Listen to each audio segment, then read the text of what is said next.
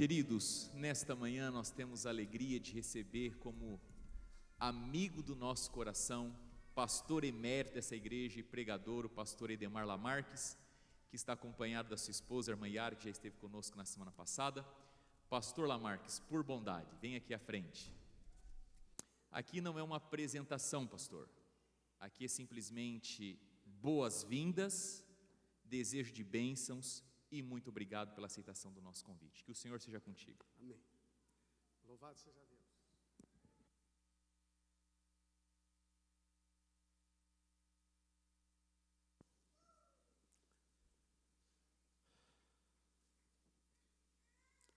Mesmo que uma grande maioria aqui sejam novos para mim e para a Yara, para nós, esse lugar, não necessariamente esse prédio, mas esse lugar, a Capital Brazilian, tem uma marca muito profunda em nossa vida. Quando algumas pessoas viram que a gente, ao voltar do Texas, viemos para Maryland, perguntaram por quê. A gente falou, os filhos estão lá e a igreja onde nós começamos a vida na América está lá também. E nos tornamos membros dela até voltarmos ao Brasil. E agora estamos na igreja de São Roque, que é perto da nossa casa. E eu estou feliz por ver aqui o Dr. Paulose e a Gisele, que compartilhamos juntos lá os mesmos sábados e espaços, né? Vocês estão muito bem instalados aqui, viu? Porque esta família é maravilhosa. Deus seja louvado. E eu quero testemunhar publicamente um choro que eu tive lá no Brasil, que foi o dia da festa espiritual na vida do Jaime. Foi grande a minha comoção e foi linda a festa que a igreja fez naquele dia. Muita gente abraçando e vivendo esta vitória maravilhosa. Estou feliz por estar com vocês aqui. Eu gostaria de dizer que, por ser a Semana da Gratidão, há aproximadamente 17, 18 dias, quando o pastor Marco me convidou, eu fiz uma consulta se ele tinha um tema preferido, e ele disse, deixe Deus conduzir. E o Espírito Santo me impressionou com relação à gratidão, desde então. Eu vim estudando durante todos esses dias. E fui impactado por uma visão da gratidão de modo diferente, como eu nunca havia visto antes. E esta frase, que é o título, foi o que mais me tocou, mais me impressionou. Porque nós somos, como seres humanos, inconformados com a vida que temos na Terra. Pois, por mais que tenhamos os recursos materiais, saúde, e opção de coisas boas aqui, a gente sempre acha um espaço para se queixar ou para reclamar. As pessoas que mais escutam a nossa queixa, geralmente estão dentro da nossa casa. Geralmente são os filhos, são a esposa, o marido. E estas pessoas que convivem perto da gente, infelizmente, elas escutam as queixas repetidamente, geralmente pelas mesmas coisas. E eu descobri durante esta semana, durante esses 15 dias, na preparação desse tema, eu descobri o seguinte, que quando a gente, invertendo a frase, onde há queixa, não há gratidão. Então, onde há gratidão, não há queixa. E onde há queixa, não há gratidão. Se eu estiver insatisfeito com algo que um dos meus filhos ou a Yara faz dentro da nossa vida familiar, para aquelas pessoas, naquele espírito, eu não vou agradecer por nada, porque eu estou insatisfeito. A insatisfação impede a manifestação da gratidão, em qualquer nível. No meu trabalho, eu tenho um colega de trabalho cuja personalidade ou comportamento me incomoda.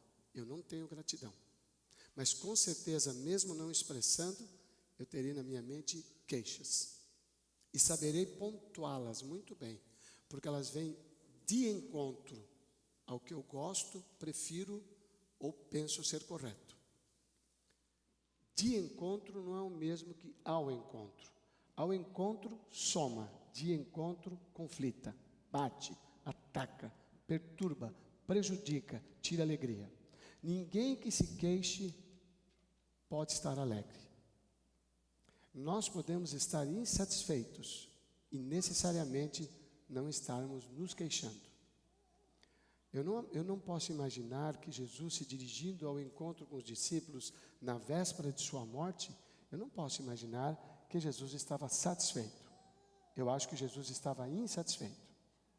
Tão insatisfeito que ele viu que até a última hora eles ainda não tinham conseguido fazer a leitura do seu amor, não tinham conseguido entender a sua missão. E ele já estava no fim, ele estava fazendo a última ceia e ia morrer. Jesus não sabia todos os detalhes, mas pela visão que o Espírito Santo lhe dera, ele sabia que estava subindo a Jerusalém para a morte. Mas a Bíblia diz no capítulo 13 de João, tendo-os amado, amou-os até o fim. Significa que a insatisfação, ela foi superada pelo amor, que mesmo triste, ele pôde conviver naquela ceia com Judas, o traidor, e não desprezá-lo, nem rejeitá-lo. Ao contrário, na última hora, ainda o Judas ali com ele fez o último apelo. Ele disse: alguém vai me trair, mas não precisa ser você. Tipo assim, vai ser traído, está na profecia, mas por favor, não seja você. Ele tinha uma chance de escolha. E Ellen White fala sobre esse momento de arrependimento que Judas não aproveitou, porque no seu coração estava a insatisfação. Ele queria dirigir Jesus. Ele queria que Jesus assumisse o poder. Então a insatisfação vem daquilo que você quer, do que você acha que é bom, do que você acha que é correto. Então eu gostaria de dizer o seguinte para todos nós nesta manhã. A coisa que mais me chocou foi a minha dificuldade de agradecer a Deus quando eu não recebo o que eu pedi. A minha dificuldade de agradecer a Deus, ou de ter um coração agradecido, quando eu não recebi o que eu pedi. Essa foi a parte mais difícil para mim nesses 15 dias de preparação.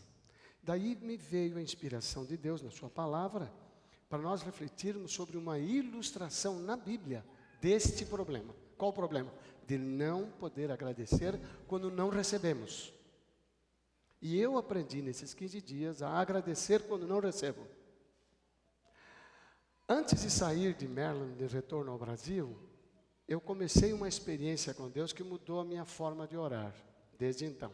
Isso já faz aproximadamente 9, 10 anos, mais ou menos, que eu tomei essa decisão.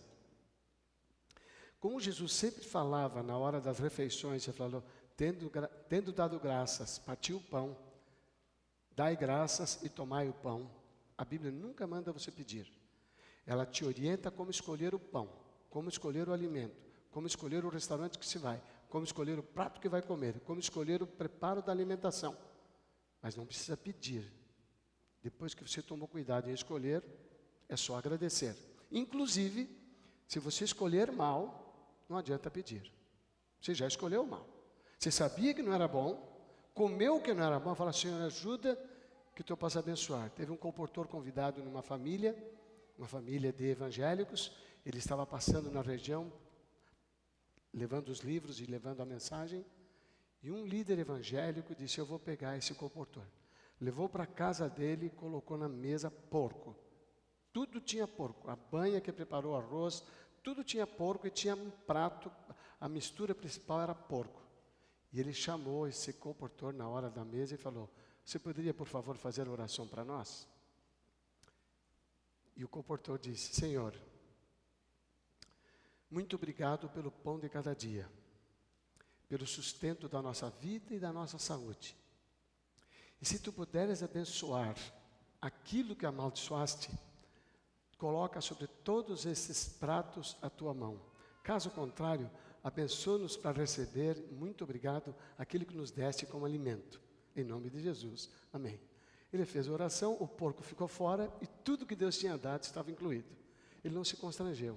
Ele simplesmente falou o que ele já conhecia antes. Então, às vezes, nós escolhemos uma coisa que não é certa, não é boa, não é adequada, e aí pedimos.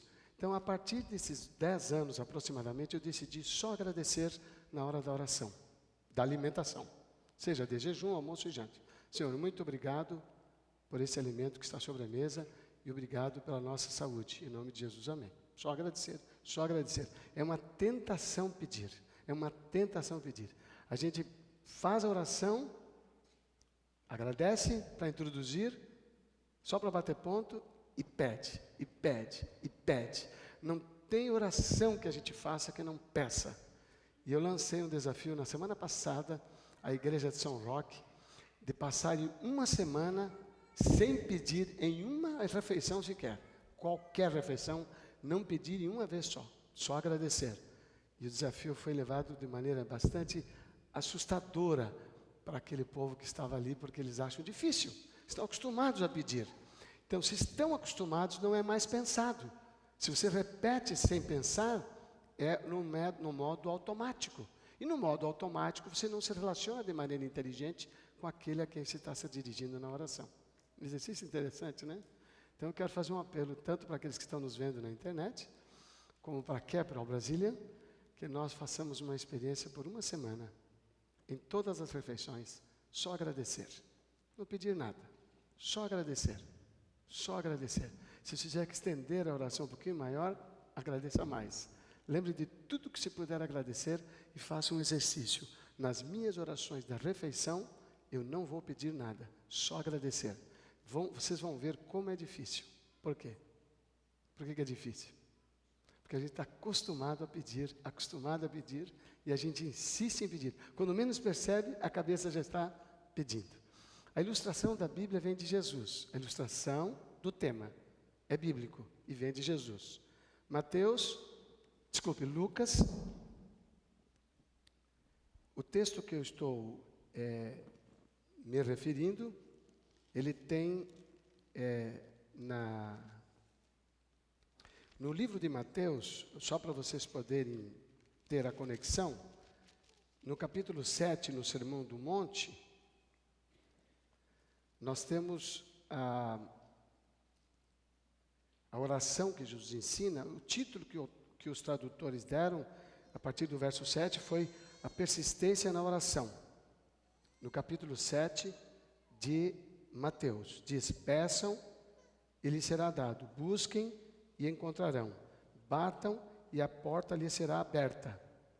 Pois todo o que pede, recebe, o que busca, encontra, e aquele que bate, a porta será aberta.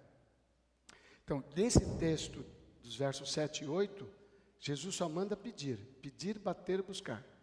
Ele não está mencionando agradecer.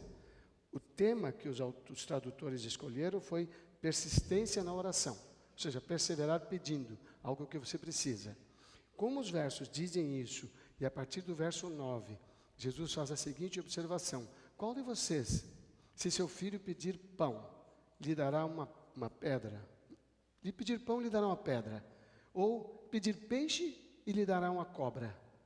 Se vocês, verso 11, se vocês, apesar de serem maus, sabem dar boas coisas aos seus filhos, quanto mais o Pai de vocês, que está nos céus, dará coisas boas aos que lhe pedirem. Assim, em tudo façam aos outros o que vocês querem que eles façam, pois esta é a lei e os profetas. Este texto final, ele está aparentemente desconectado na ênfase sobre a oração. E o versículo 11 diz boas coisas. Então vamos fazer uma análise, porque é uma ilustração. Estou usando este conselho como uma ilustração. Vamos fazer uma análise aqui. Eu vim na quarta-feira, ou mesmo no sábado, na hora da intercessão, com um problema de desemprego. Eu estou desempregado e tenho minha família para sustentar. Ou nós temos alguém da família da fé que está desempregado, sustentando a sua família. Temos alguém da família da fé que está doente, uma doença grave, e que precisa de um acompanhamento espiritual, poderoso, sobrenatural, porque os médicos não estão conseguindo. Alguma pessoa está passando por uma crise de relacionamento no seu casamento ou na sua família e precisa de uma intercessão. Vocês percebem que todas estas coisas são coisas boas? Ele disse que ele vai dar para todos que pedirem coisas boas. Todas que foram mencionadas aqui são coisas boas. Eu às vezes quero ajudar uma pessoa numa situação em que ela talvez não esteja pronta para receber. Eu estou orando para que Deus me ajude a ajudá-la. Também é coisas boas. ajudar financeiramente ou ajudar de uma outra maneira que eu esteja precisando. Daí no capítulo 11 de Lucas, Jesus usa o mesmo texto e dá para nós um esclarecimento através de Lucas que Mateus não deu. Só para vocês entenderem, toda vez que vocês quiserem entender algum detalhe da revelação de Jesus nos dias da sua vida aqui na terra, o evangelista que mais nos ajuda nos detalhes é Lucas, pela sua personalidade. O escritor da Bíblia pega o mesmo incidente, escreve de maneira diferente de acordo com a sua personalidade.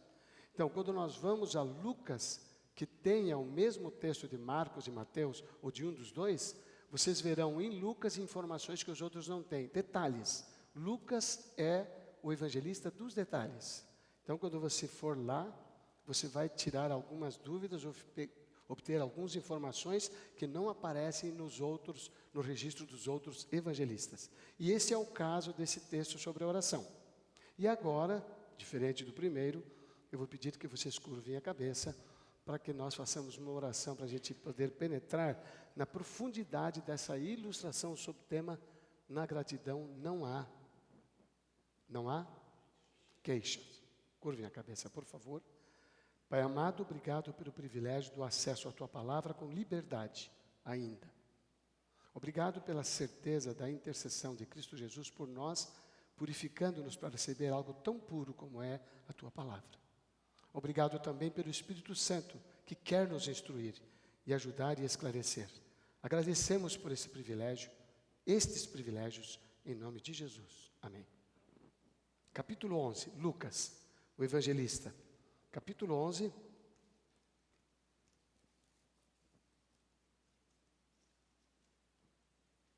versículos 9 em diante. Por isso lhes digo, peçam e lhes será dado. Busquem e encontrarão. Batam e a porta lhes será aberta. Pois todo o que pede, recebe.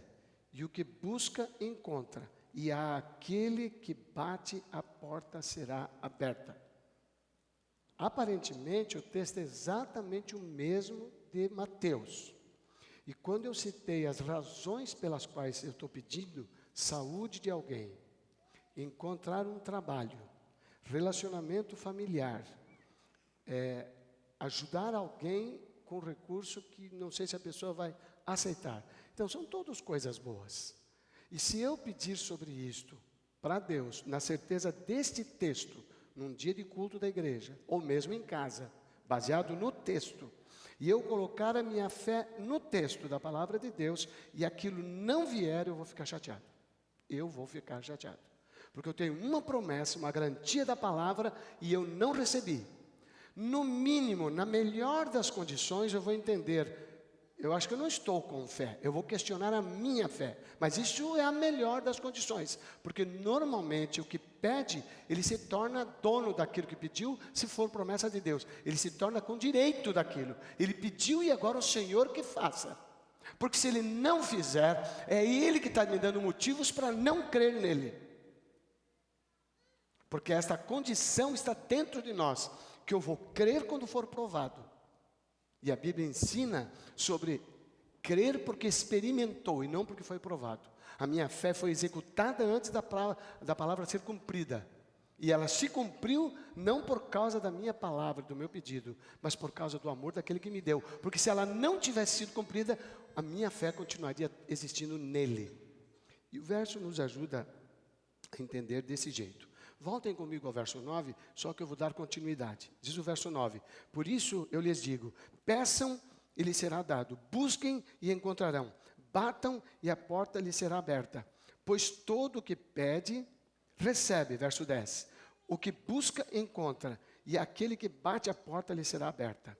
Ora, verso 11, qual o pai entre vocês, se o filho lhe pedir um peixe, em lugar disso lhe dará uma cobra? Ou se pedir um ovo, lhe dará um escorpião? Se vocês, apesar de serem maus, sabem dar boas dádivas aos seus filhos, quanto mais o Pai que está nos céus dará o Espírito Santo a quem o pedir. A chave do apóstolo Lucas alterou completamente a promessa.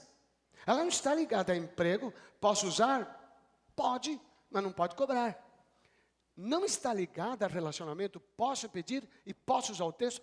Posso, mas não está ligada à promessa. Não é esta a promessa. A promessa não está vinculada aos bens dessa terra e nem às circunstâncias dessa terra. Ao contrário, ao estar pedindo a Deus por uma dificuldade minha com a Yara, ou por uma dificuldade financeira pela qual estou passando, pela doença de um dos filhos, ao estar passando e pedindo, a resposta de Deus não vai ser a cura daquele pelo qual eu estou orando, mas o Espírito para mim, para suportar a não recebimento da oração e me aproximar mais dele. A minha necessidade é dele, não é a cura do meu filho. A minha necessidade não é o trabalho, é a dependência de Deus. E ele não vai dar, porque a salvação do Edemar está na frente do bem pelo qual ele está orando. Ele está olhando para mim como objeto da salvação e não das minhas necessidades temporais como sendo a mais importante. Porque ele falou, para vocês não vai faltar pão, nem vai faltar o sustento, a água será certa. Imagine esta pequena experiência da doença de um filho, de um relacionamento, de uma perda de emprego. Imagine o tamanho dela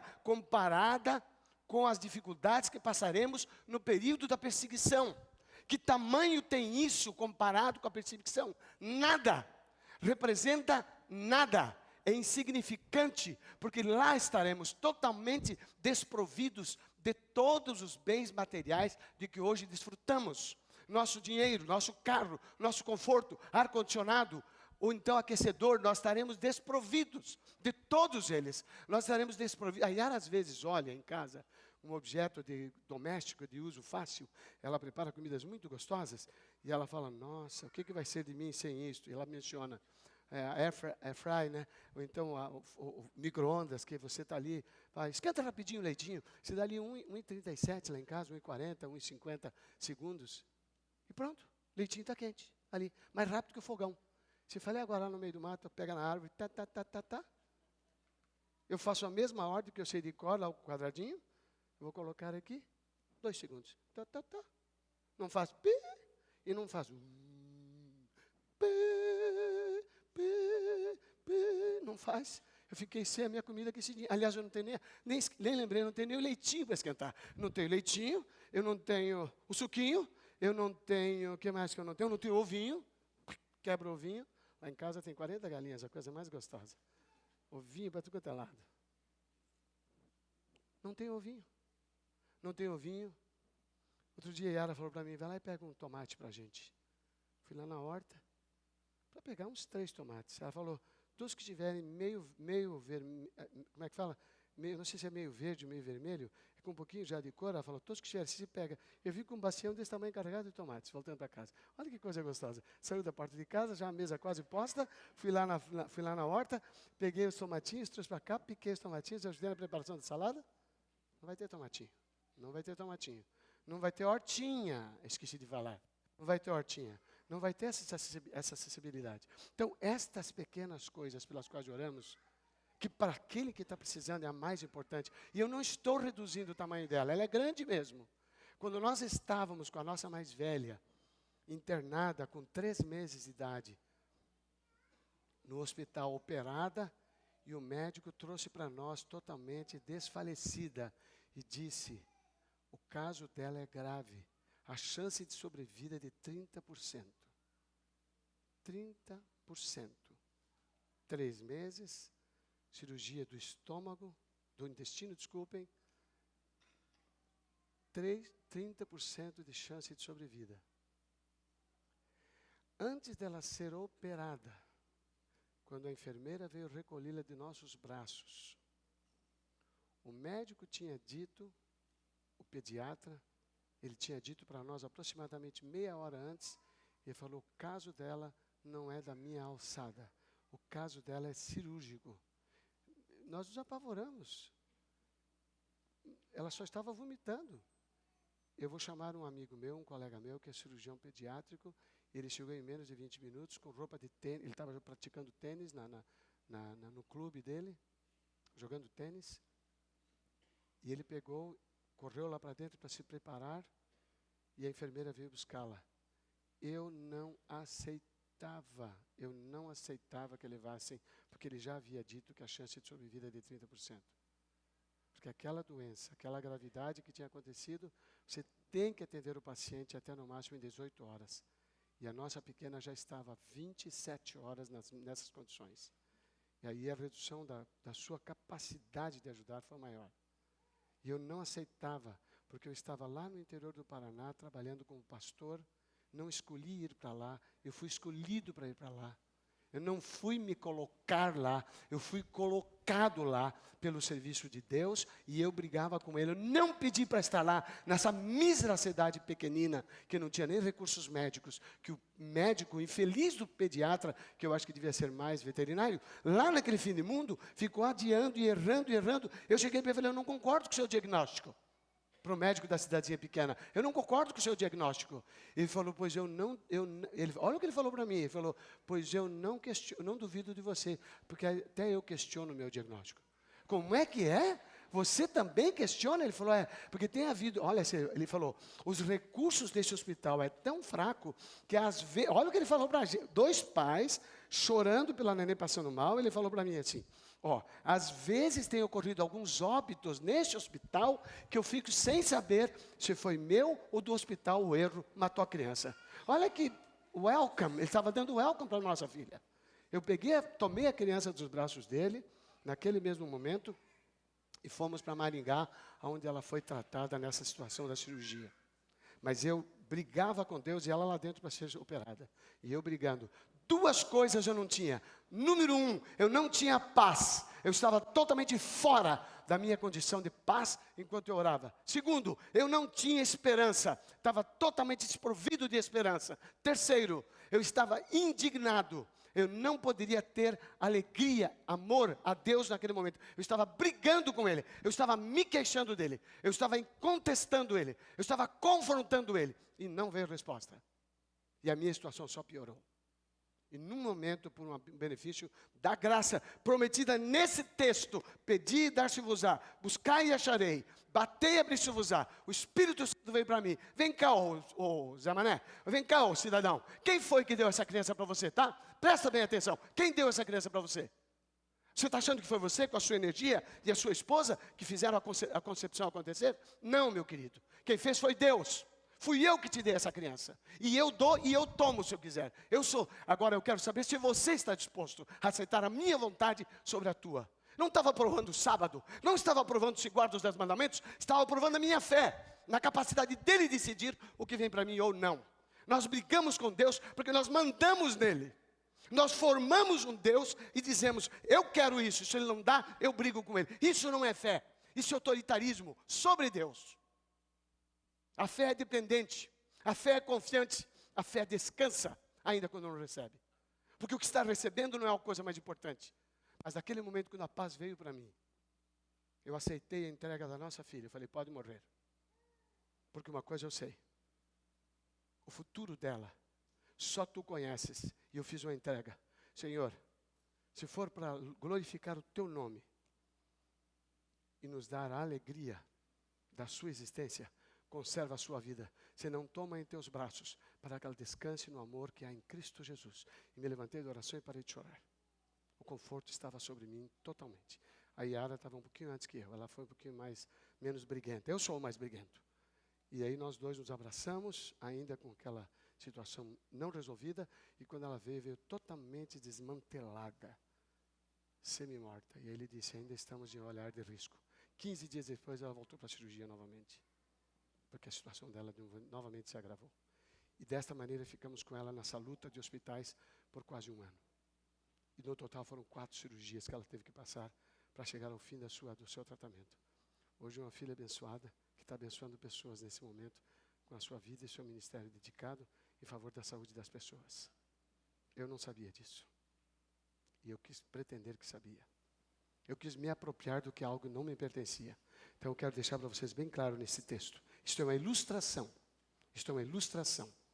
Quando você pede, considerando um direito seu, você não terá motivo para agradecer se não vier como você pediu. Vou repetir.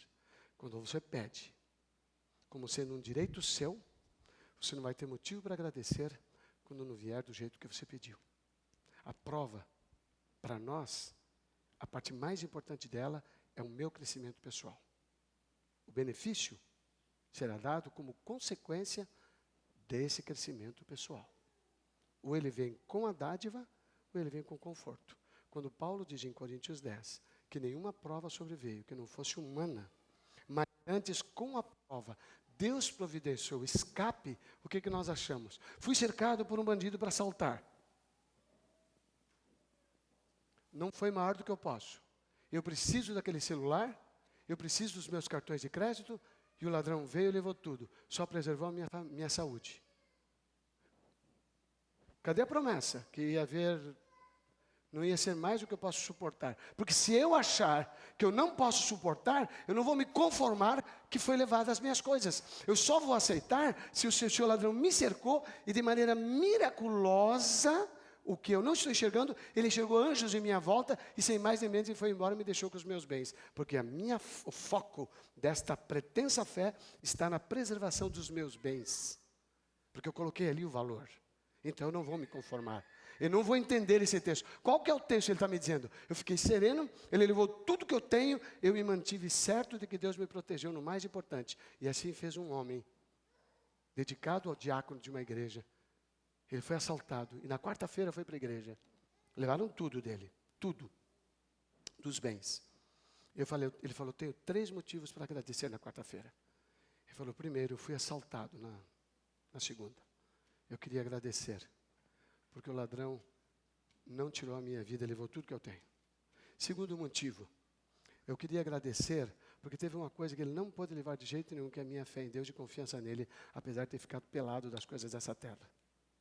Mas o terceiro me chocou mais ainda. Ele falou assim, e o terceiro motivo para agradecer é que eu fui assaltado e eu não era o ladrão. Ele não estava falando dos bens, ele estava falando do caráter.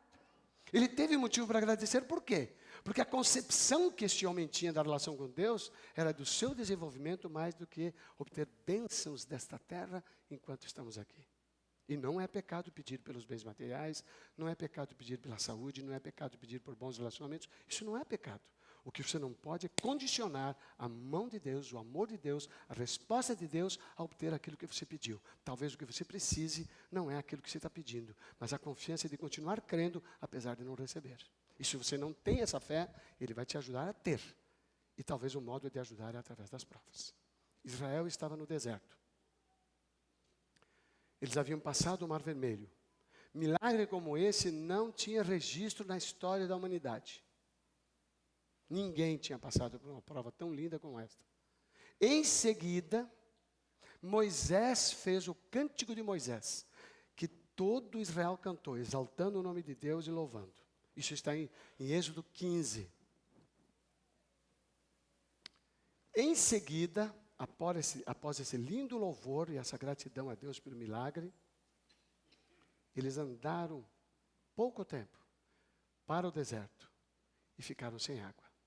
E o povo murmurou. Queixa.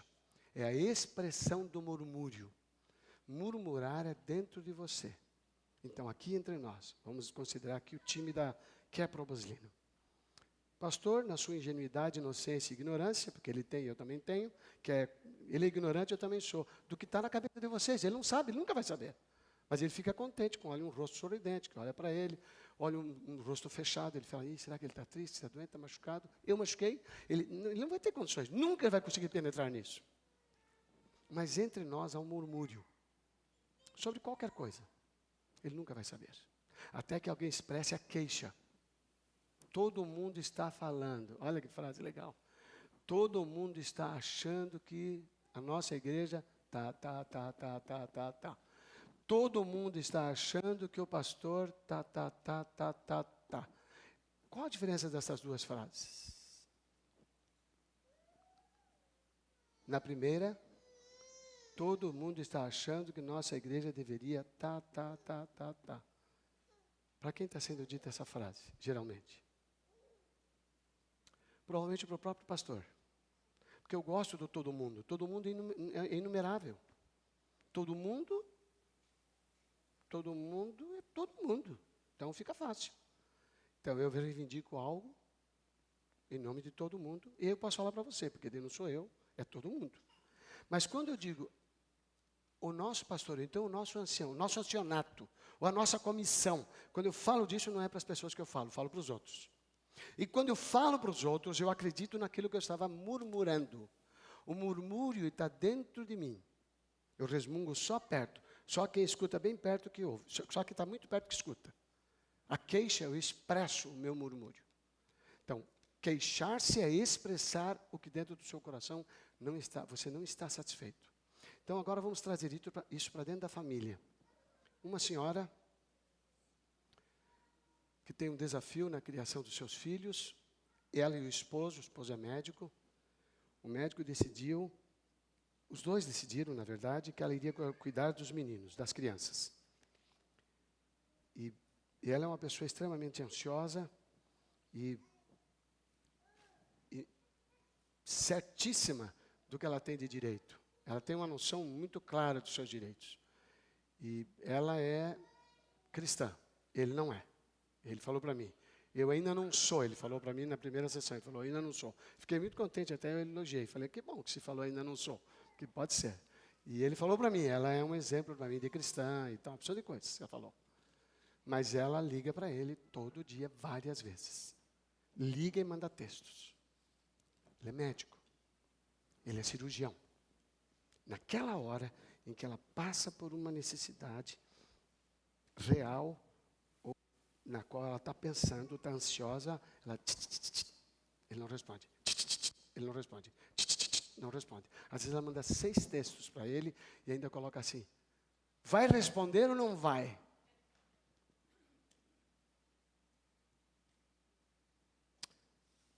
Eu falei, nossa, é grave. Ele não responde mesmo. Ela falou, não. Entendi. Esse cara está se descuidando de você realmente. Ela ficou contente. Aí fui falar com ele. Falei, não respondo mesmo. Eu estou no meio de uma cirurgia, com as mãos de sangue, com as luvas, eu não posso nem pegar o celular. Eu não tenho como responder. E às vezes eu acabo uma cirurgia, troco a luva, troco tudo, já tem outra sala me esperando. Porque, na verdade, o cirurgião, ele não faz o preparativo. O preparativo são outros médicos que fazem com os enfermeiros. É o anestesista, é outro. Então, ele sai de uma cirurgia e entra noutra. Nesse ínterim de sair de uma sala de cirurgia para uma outra sala, o chamado da esposa, com certeza, não é uma emergência. O paciente que está com a barriga pronta para abrir, já aberta, porque dependendo do caso, o profissional que está na frente dele já abriu, e é ele que vai manipular a parte mais importante do paciente. E ele me contando isso, eu falei, interessante. Eu falei, nossa, ela não compreende mesmo. Eu falei, obrigado, porque finalmente você... Porque ela não acha que é a falta de compreensão dela, ela acha que é falta de compreensão minha. Eu falei, você também faltou compreensão. Eu falei, como é que é? Sou eu ou ela? Eu falei, os dois. Porque se essa conversa que você está tendo comigo tivesse com ela... não, sem chance. Se eu chegar com essa conversa, ela fala, ele está se justificando. Entendi. E daí você não justifica? Não aceita. E o que você faz? Eu fico quieto. Só que ela vai me irritando. E daí o que você faz? Eu explodo. Eu tenho a tendência de explodir. Eu fico bravo. Então, ela falou mesmo que você é um cara descontrolado. Aí eu falei, você tem sido? Ele falou, tenho sido. Então, você se reconhece descontrolado. Ele falou, descontrolado mesmo. Interessante. O que nós podemos fazer por você? Ele falou, me ajudar a me controlar. Eu falei, vamos começar o processo. Voltei para ela e falei assim, vou fazer o seguinte, vamos analisar uma coisa. Me dá 3 assuntos pelos quais você escreveu para ele e queria urgente a resposta dele. Fala para mim qual. Mas qual assim? Falei, qualquer um. Pega aí o seu texto. Ela estava com... O celular estava parado. Falei, não, abre o texto aí para mim. Não, mas eu não vou lembrar. Lembra sim, lembra. Pega o texto aí, vai onde você mandou o text message para ele. Abre para mim e vê para mim qual foi. Qualquer assunto. Se tiver algum mais fraco, nem olha para mim, porque nem conta para mim. Eu quero que você veja o mais importante. E ela ficou procurando ali, esperando, ela olhando. Você viu como ela teve que selecionar. Ela tinha pelo menos umas 5 vezes em que ela mandou textos para ele, mas não passaram no teste. No teste que me impressionasse. Ela foi procurando. Achei! Que bom. Ela colocou o texto, eu falei, ok. E daí, você precisava muito? Você precisava mesmo. Você mandou quantas vezes? Eu mandei 5. Fala a hora para mim aí, quando você marcou. Então, o primeiro texto fazia 6 minutos que ela mandou o último. Então, não deu 1 minuto entre um e outro. Então, era urgente. Eu falei, esse negócio era urgente. Tá, ok. Você sabe onde é que ele estava nessa hora? Ela falou, não faço ideia. Eu falei, eu faço. Você faz? Faço. Ele estava na cirurgia, com as mãos cheias de sangue, com o bisturi na mão e os equipamentos, instrumentos, lidando com o corpo. E ele fala o seguinte: ô caboclo, aguenta aí que eu vou atender minha esposa. Se morrer enquanto isso, o problema é seu. Vou lá atender. Só de eu contar para ela que ela estava com muita raiva até esse ponto. Ela achou o texto e ficou com raiva. Olha que coisa boa. Ela achou o texto e ficou com raiva. Naquele momento, eu acho que ela estava com raiva de mim. Porque fui eu que fiz reviver o espírito do dia que tinha mandado o texto e o desgraçado não tinha respondido. Aí, quando ela resolveu me contar e eu mostrei para ela onde ele estava naquele momento, ela riu. Mas depois, em seguida, ela falou: nossa, que vergonha. Eu estava brigando com ele e eu não pensei na possibilidade. Então, esta possibilidade é a maior que tem no seu marido, que atende 3 hospitais. Ele sai de um, vai para o outro, e muitas vezes você pega ele no tráfego. E daí você quer que ele escreva textos. E aí ele não pode, que ele está dirigindo. Você está percebendo? Então, quer dizer, quando esta pessoa olhou o que ela fazia, ela descobriu que a falta de gratidão para o esforço do marido, que tem 3 hospitais, devido ao custo da saúde dos filhos. Os filhos têm problema de saúde, e tem um custo elevadíssimo com o tratamento. O custo exigiu dele um aumento de carga horária. Porque não sei se vocês sabem, mas os médicos, eles ganham proporcionalmente ao quanto trabalham. Então, se tiver o consultório e um hospital, tem um ganho. O consultório, 2 hospitais, tem outro ganho. O consultório, 2 hospitais e um consultório de um amigo, que ele pega umas brechas, ele tem outro ganho. Então, este cara se sobrecarregou. Agora ele está trabalhando isso, mediante a minha orientação, para que ele tenha mais serenidade, vida, experiência com a família e tudo mais. Mas, enfim, quando ela percebeu o que estava fazendo, ela ficou com muita vergonha, muito constrangimento. E eu falei para ela: você agradeceu o esforço exagerado, inapropriado, trabalhar demais do seu marido? Ela falou: não. Você sabe por quê? Ela falou: não. Porque você tinha muita queixa. Onde há queixa não há gratidão. Podiam repetir comigo, por favor? Onde há queixa? Não. Vocês só pegaram a resposta. Eu quero também a afirmação. Então é igual o tio na escola. Eu falo, vocês falam a primeira frase. Depois repete a resposta. Onde há queixa? Thank you. Será que aprendemos?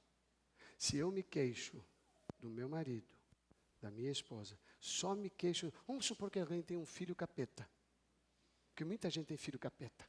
É filho duro de tratar, difícil de educar. É da pá virada. Alguns dizem assim: o diabo está me tentando pelo meu filho. Então, quase que alguns enxergam no coitadinho até um par de chifrinhos, pequenos ainda, de bezerro. É bezerro novo, pequenininho, mas o chifrinho já está apontando ali. Ele faz assim para o pai, ó, assim. Então, se eu considerar o meu filho esse chifrinho, eu vou tratá-lo como tendo chifrinho. E eu vou ter o que dele? Eu vou ter o quê? Queixa. Então, provavelmente eu não vou elogiá-lo. Porque o meu medo desses capetinhas é que você elogiou, já cria asa e fala: papai não está mais me disciplinando, está legal. Não. Para cada disciplina, para cada queixa ou reclamação, a psicologia nos ensina que nós precisamos dar para a pessoa, oferecer 5 elogios. Então, fiquem preparados. Vão elogiando já desde pequenininho. Beija, beija. Meu amor, você é linda, maravilhosa. Vai gastando aí. Você tem que ter 5 de crédito. Você sabe quando vai reclamar? Não, você não sabe. Então, gasta o máximo que puder de elogios, aplausos, reconhecimento, porque daí você vai ter do que agradecer. Do seu filho, da sua filha, do seu marido, da sua esposa. Gaste tempo agradecendo. Fale de coisas boas que você pensa que é mais do que o direito. Por exemplo, o marido chega em casa, a comida está pronta. O que ele acha? Obrigação dela. Eu malhei, feito o cachorro, estou voltando. Também não espero que ela me agradeça por ter trabalhado. Você espera, neném. Você não fala, mas você espera. Você não quer dizer que precisa para que ela não tenha o direito de você fazer o mesmo. Por que nós não fazemos ao contrário? Chega em casa para o marido, para a esposa, para o filho, elogia, agradece, agradece, agradece, agradece. Porque onde há gratidão, não há queixa. E Deus? Quanto pedimos a Deus? Pede de manhã, pede à tarde, pede. Aliás, não levante a mão. Mas alguns de nós, pasme o quanto isso é doloroso para um coração de pai. Pasme o quanto isso é doloroso para um coração de pai. Alguns de nós não nos dirigimos a Deus a não ser para pedir. Alguns de nós. Most of us. Muitos de nós. Só nos dirigimos para pedir alguma coisa. E se você está pedindo e você não está recebendo, você não vai agradecer, porque você vai basear-se no texto que disse, peça e Ele dará coisas boas. Qual foi a coisa boa que Ele prometeu? Será que dá a ilustração da Bíblia? Qual foi a coisa boa que Ele prometeu? Qual foi? O Espírito Santo. Agora veja o que aconteceu com Israel. Porque é desta base que Deus alimentou a minha mente nessa quinzena. Primeira carta de Paulo aos Coríntios, capítulo 11. Primeira carta do apóstolo Paulo aos Coríntios, capítulo 11.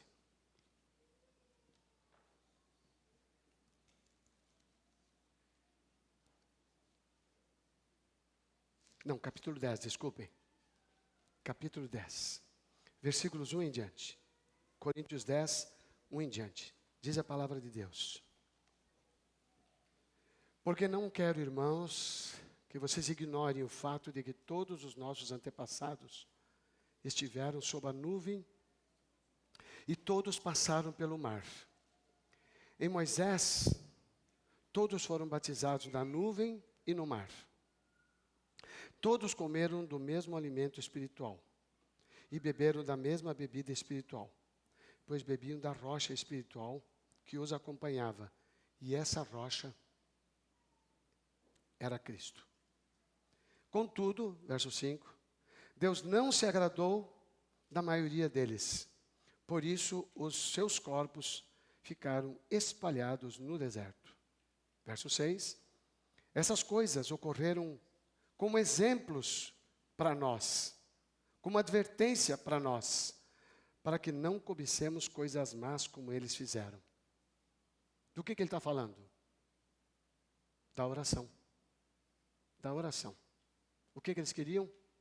As carnes do Egito, os alhos do Egito. Até alho não é uma coisa tão ruim. Eles queriam os alhos do Egito, cebolas do Egito. Acho que era alho poró. Eles queriam as coisas do Egito. Estavam pedindo isso para Deus, lá no deserto. Então vejam bem, deixa eu fazer um paralelo aqui rapidinho, porque o tempo está correndo, mas vamos que Jesus venha amanhã de manhã, a gente tem que estar pronto. Deixa eu pensar aqui um jeito. Deixa eu ver aqui. Ok, tá. Veio o decreto, nós estamos todos fugindo, todo mundo correndo, e graças a Deus estão indo juntos. Olha que coisa legal, porque não vai dar para ir junto, não é muita gente. Não é qualquer matinho que cabe nós todos. Então tem que, vai você para lá, eu vou para cá. Vamos correr em mato diferente para ficar em cima. E depois o outro ajuntamento de gente, o helicóptero, o drone, achou. Não, vai tudo espalhadinho, assim, tipo 6, 7 aqui, escolhe bem os que você vai levar. E daí, geralmente gente que não se queixa. Você vai falar, os que se queixam, não vai. Tem um grupo do queixoso, vai com aquele grupo lá. Você vai só com os que, ai, que glória a Deus, aleluia e tal. Só os que se comemoram, você traz. Vai no seu grupo aqui, tá? Aí tem os queixosos e tem o neutro. Ele não se queixa, não pede nada, também não agradece. Ele está ali no meio. Falei, aí talvez ele nem sabe que tem que entrar no mato. Ele está assim, porque ele nunca toma decisão, então ele ficou, e aí, pá, veio o helicóptero, pegou e está tudo bem. Mas enfim, cada um vai correr por si. Mas vamos imaginar o que aconteceu com eles, o que aconteceu conosco. E eu estou lá orando para que Deus, não precisa dar a picanha que o Lula prometeu. Ele pode pedir outra coisa. Ele fala assim, me dá amendoim, eu gosto muito de castanhas, né? Dá um conjunto de castanhas com frutas secas, eu estou bem, porque quando eu viajei do Egito até Israel, o guia falou, olha, não como as comidas do caminho, elas são extremamente perigosas. De comida velha, contaminada e com muita pimenta. Eu fui para a feira, no Cairo, comprei muita fruta seca, comprei castanhas as mais variadas e fui no caminho, uma castanhinha, uma frutinha, uma castanhinha, uma frutinha. E os meus amigos pararam, muitos deles pararam para comer na lanchonete. Então, depois eles voltaram, eu tenho que contar, porque o almoço ainda está longe, eles vomitaram, tá? Não, o almoço vem depois. Aí eles jogaram tudo fora aquilo e estavam com o estômago vazio. Aí eu fui dando castanhinha para um, frutinha para o outro, ajudando os meus irmãos ali. E alguns beberam água do Mar Morto, então foi uma coisa muito interessante aquela viagem. Então, nós estávamos numa situação em que o que tinha, a gente tinha que pegar. Agora, você está lá no meio do mato e fala assim, não, eu queria aquela comidinha lá da casa do Marcos, que é muito legal, a Miriam é muito boa no prato. Eu quero comer aquela comidinha. O da Yara, porque as duas são ótimas, eu engordo por causa disso. Então, até quando eu venho para cá pensando numa melhora, não dá para melhorar. Então, eu estou lá no meio do mato e eu quero lá com a comidinha preparada e tal. Mas eu não vou ter. Mas eu estou acostumado a fazer isso. Eu peço e falo, só me ama se me der o que eu pedi. Mas eu estou no meio do mato. Eu estou como Israel no meio do deserto, fugindo de uma situação pior, de escravidão. Pois ele pediu para voltar para a escravidão, se não recebesse aquela comidinha. Você já teve filho que fez assim? Não quero, mãe. Você faz isso com Jesus. Porque você está se acostumando agora. Eles fizeram isso com ele. E a Bíblia diz assim, verso 6. Essas coisas aconteceram com eles para advertência nossa, para nós que não cobicemos as coisas más como eles fizeram. Não sejam idólatras, como alguns deles foram, conforme está escrito, o povo olha essa frase, o povo se assentou para comer e beber e levantou-se para se entregar à farra, se divertir.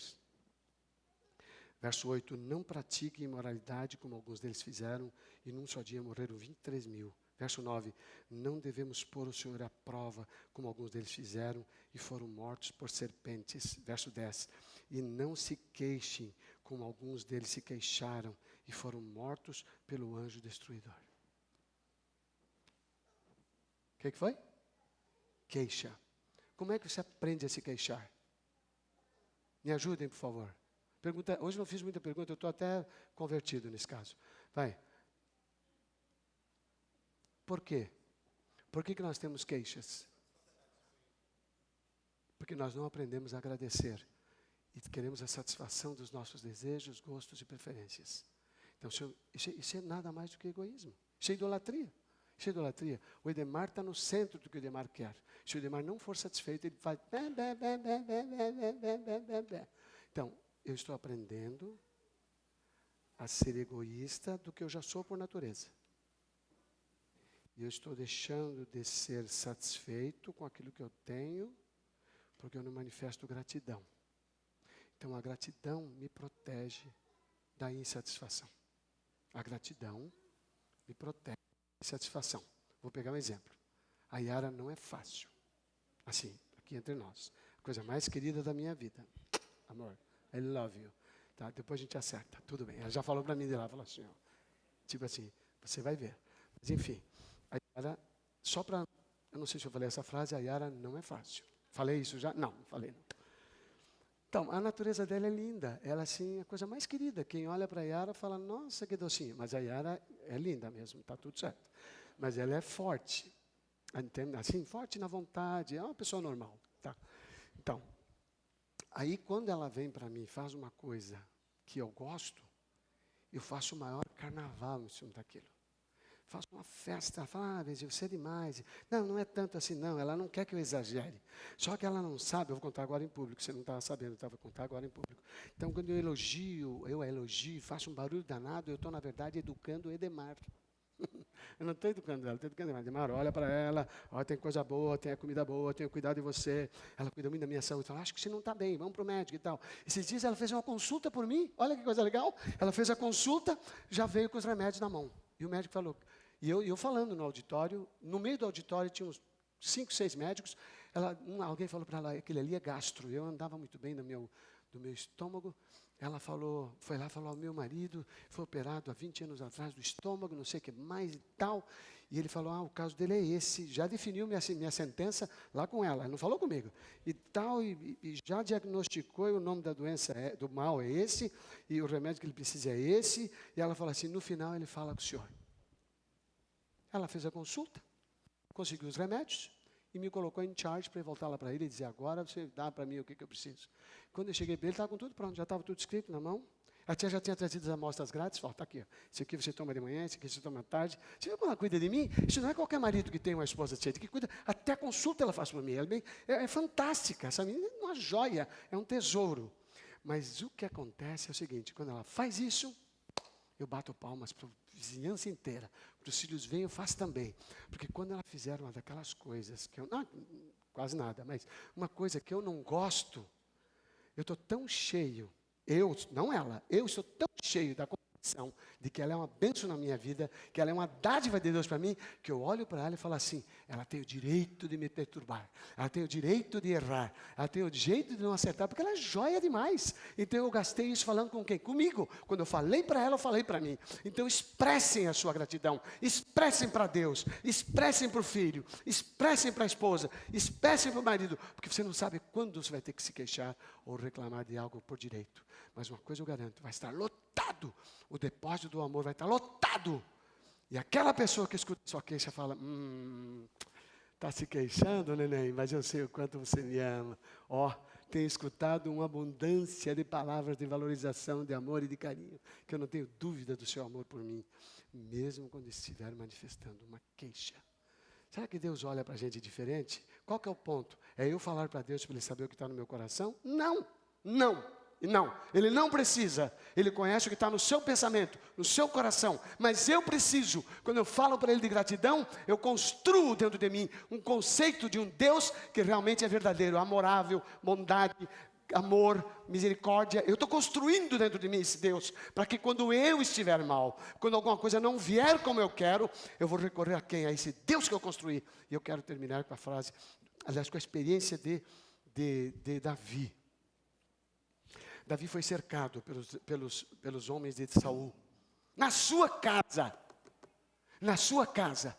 a filha do rei, ele era casado com a filha do rei, Saul. Ele foi cercado para a morte. E a esposa o ajudou, ele escapou por uma janela e foi embora. Mas enquanto cercado, olhem que coisa interessante, olha que visão que Davi tinha de Deus. Enquanto cercado, ele fez o Salmo 59. E eu quero que vocês vejam o que ele diz, especialmente, eu não vou ler o Salmo inteiro, mas eu quero que vocês vejam o que ele diz nesse Salmo, na parte final. Isso aqui não é uma ilustração, isso aqui é um testemunho, isso aqui é uma prova do que eu estou querendo repartir com vocês, de que onde há gratidão, não há queixa. Salmo 59. Ele diz no verso 3, vê os que ficam à minha espreita, homens cruéis, conspiram contra mim, sem que eu tenha cometido delito ou pecado algum, ó Senhor. Agora veja o que ele diz aqui para baixo. No versículo 9, ó minha força, por ti aguardarei, pois tu, ó Deus, é a minha torre segura. Cercado. A morte estava se aproximando dele, falando, por ti eu aguardarei. O Deus que me é leal irá adiante de mim e me fará olhar em triunfo sobre os meus inimigos. Na parte final do texto ele diz assim, versículo 16, deixa eu colocar um pouquinho antes, verso 14, eles voltam ao cair da tarde, os inimigos, né? Olha o que ele diz aqui, eles voltam ao cair da tarde, cercando a casa, né? Eles voltam ao cair da tarde, rosnando como cães e rondando a cidade. À procura da comida, perambulam, e se não ficam satisfeitos, uivam. Coloque-se no lugar dos soldados de Saul. Quando você não está satisfeito, você uiva.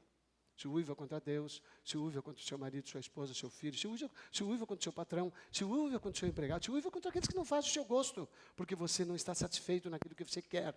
Porque o murmúrio vem da insatisfação daquilo que eu quero.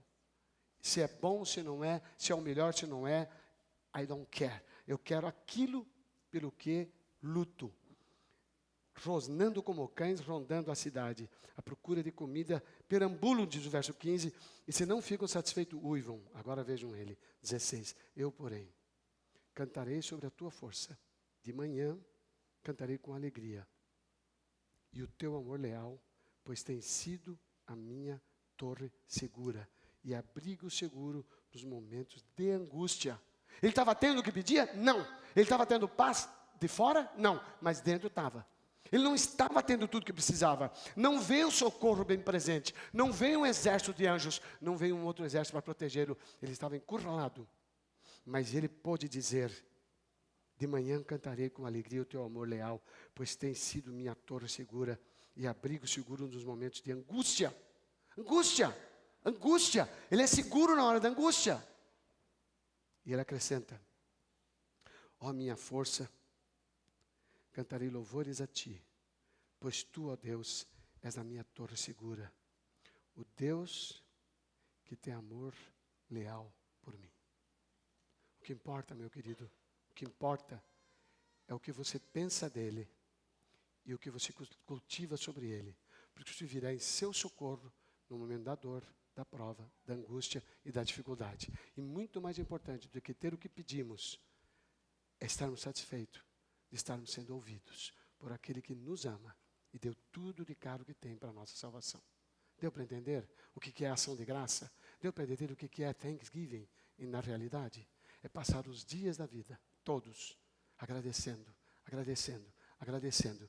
De modo que quando você fica muito abatido, no seu coração, tem uma lembrança de um Deus pelo qual você só agradeceu, não há queixas. Ainda que você diga para ele, fala comigo, como disse Jó, fala comigo. E quando a mulher disse, abomina esse seu Deus, amaldiçoa esse seu Deus e morre, ela falou, ainda que ele me mate, nele confiarei. Não é ter as coisas que faz de Deus um Deus bom para mim, mas me dar a força para superar não ter as coisas e mesmo assim confiar nele. I love you, querida. Mesmo quando você não faz o que eu gosto. Porque na maioria das vezes você faz o que eu mais gosto na minha vida, que é me amar.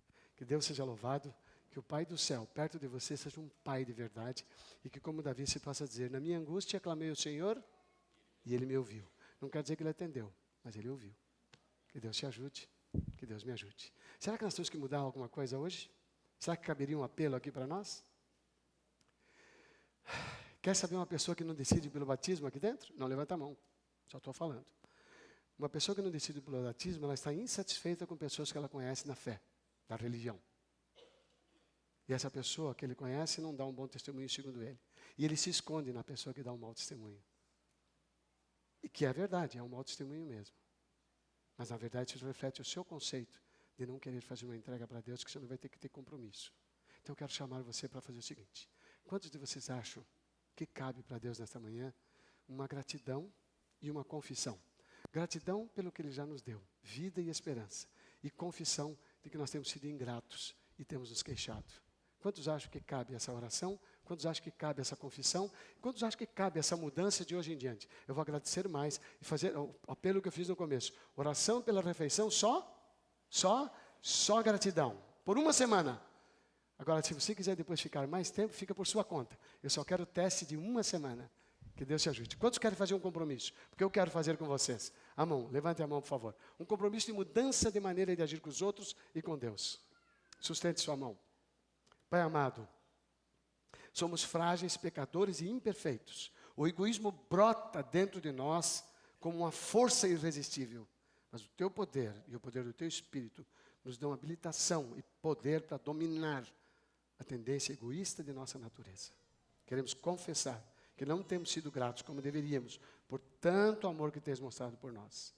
E queremos nos prontificar a pedir que o Espírito implante no nosso coração o louvor e a gratidão, que honre o teu nome e nos fortaleça no momento de crise, provação e dificuldade.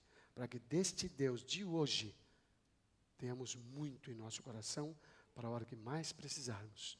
Pedimos em seu nome. Amém. O Senhor seja louvado.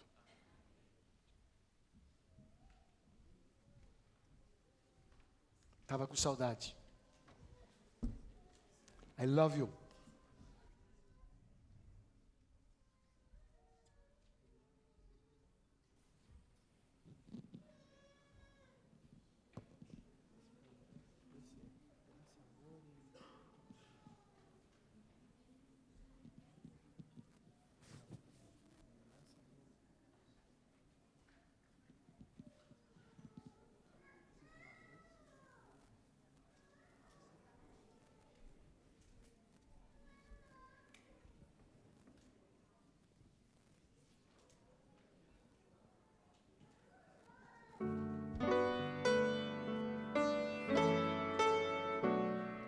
Todos em pé, por favor.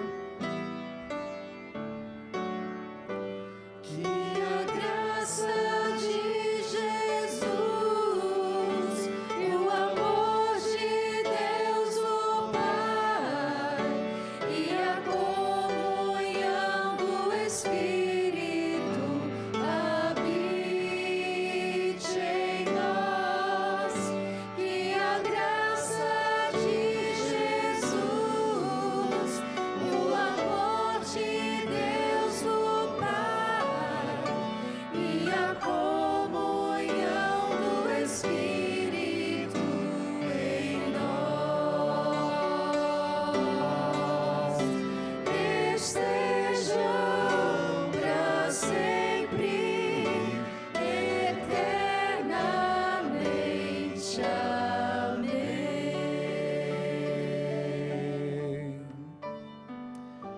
Muito obrigado, pastor Edemar, que Deus o abençoe. Eu peço gentilmente que os membros da nossa igreja permaneçam por mais alguns poucos minutos. Os demais, nós agradecemos a sua presença. Um feliz e abençoado sábado.